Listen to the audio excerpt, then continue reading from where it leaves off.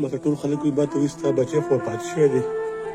زه ورته وایم نه یاره هغه خو وفات نه دی، هغه خو ما سږه دی، هغه خو زما په خیالونو کې دی، زما په سوچونو کې دی، زما فکرونو کې دی، زما په زړه کې دی او زما ساګانو کې دی. ملګرو اخیر کار د مازجانې جنازه ادا کړی شوه، خاورو ته وسپارلی شو. خو د کوم د پلار تصویر تاسو ته ښکاري دا ویډیو، دا چې کله جنازه کېده نو څه کسان راغله او د هغه سره یې غاړه میلاوهله.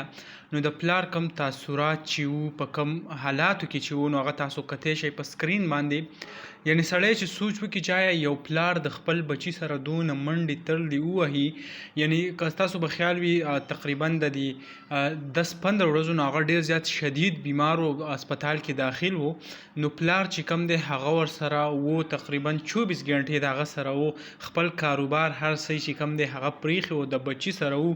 کم تکلیفات چې ورسره تیر کړي لکه تاسو ګورئ دا سلینډر او 100 یو ځای ته وړه او بل ځای ته وړه، او اخر کار چې کم دی هغه بچی ته هم لاړو. نو کم خفګان چې دی هغه د حد نه سیوا دی. نو تاسو ټولو ته وایم که د چا څه مالي مرسته ورسره کول غواړي نو د هغې سره کولی شئ. بټګرام اجمل نوم داسې څه سیمه ده، د هغې اوسیدونکی دی. نو که تاسو ورسره مالي تعاون وکئ نو د هغې به پرې ډېر زیات کار او روزګار هغه روان شي. دغه ویډیو و دغه معلوماتو تاسو سره هم شریک کړه. انشاءالله بل ویډیو کې ملاوي. الله حافظ.